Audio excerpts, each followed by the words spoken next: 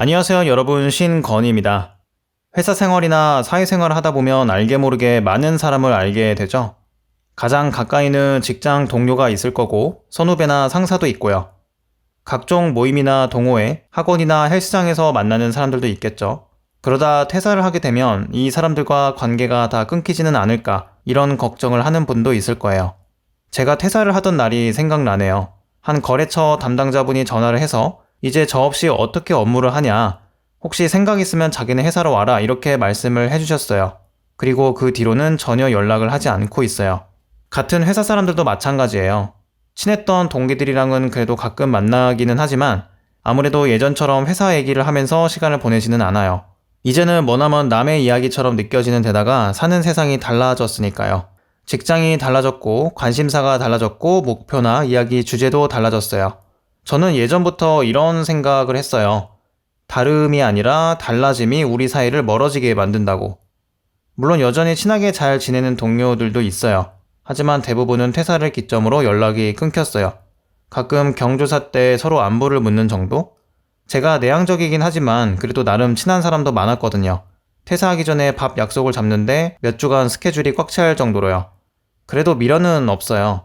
오히려 우리 사이를 애매하게 묶어두던 직장이라는 끈이 사라지니까 진짜로 남을 사람만 남더라고요. 그리고 지금 일하고 있는 곳에서도 새로운 사람들을 만났고요. 제 길을 응원해주고 또 서로 자극을 주는 사람들이요. 기존에 있던 직장에서는 정말 꿈도 꾸지 못했던 장면이에요. 가는 사람 안 잡고 오는 사람 안 막으면 그래도 인간관계가 계속 유지되더라고요. 만나는 사람이 달라질 뿐이에요. 여러분의 곁에는 어떤 사람이 있나요? 직장인인가요? 프리랜서인가요? 아니면 사업가인가요? 나의 꿈을 응원해주는 사람인가요? 아니면 깎아내리는 사람인가요? 나는 내 주변에 있는 동료 5명의 평균이다, 이런 말도 있죠. 회사라는 게 관계를 정리할 수 있는 좋은 계기가 되기도 해요.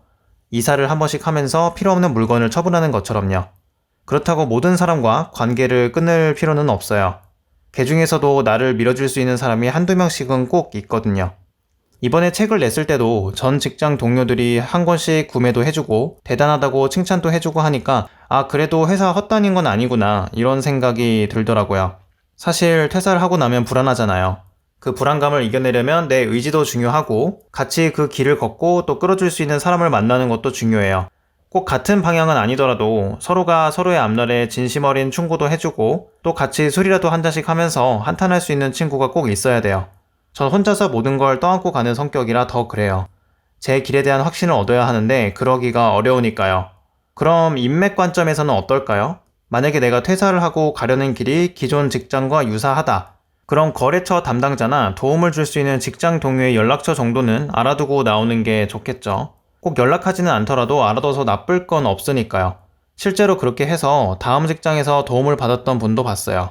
또 이거랑은 별개로 전 직장 인사 담당자 연락처나 메일 주소는 적어두고 나가는 걸 추천드려요. 퇴사를 하기 전에 미처 처리하지 못한 일이 생길 수도 있거든요. 실제로 퇴사한 지 한참 돼서 경력 증명서 때문에 다시 연락하시는 분도 있었어요. 근데 담당자 연락처를 몰라서 저한테 물어보시더라고요. 사실 나가기 전까지는 나 하나 빠지면 회사 무너질 것처럼 이야기하다가도 나중에 들어보면 조직은 잘 돌아가고 있어요. 아무리 중요한 사람이어도 마찬가지예요. 대부분의 조직은 한 사람 한 사람이 아니라 결국 시스템으로 돌아가는 경우가 많아요. 아주 작은 스타트업이 아닌 이상은 그래요.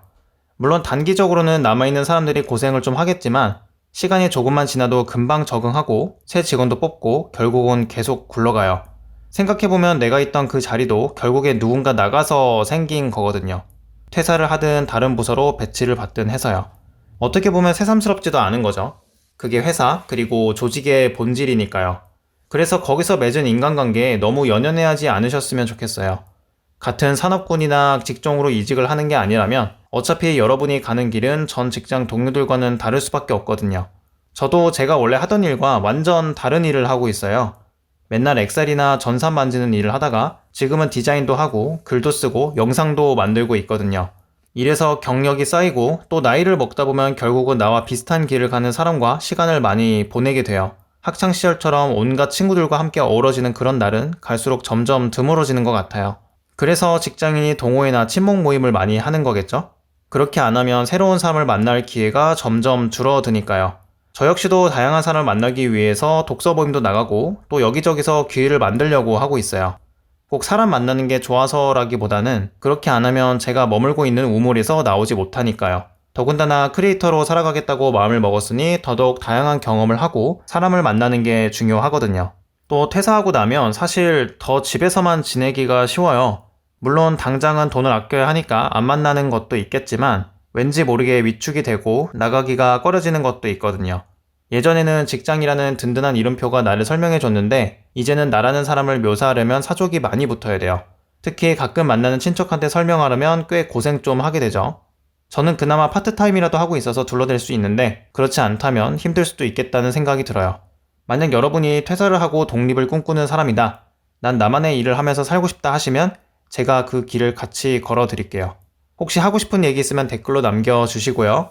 다음에 봐요. 안녕히 가세요.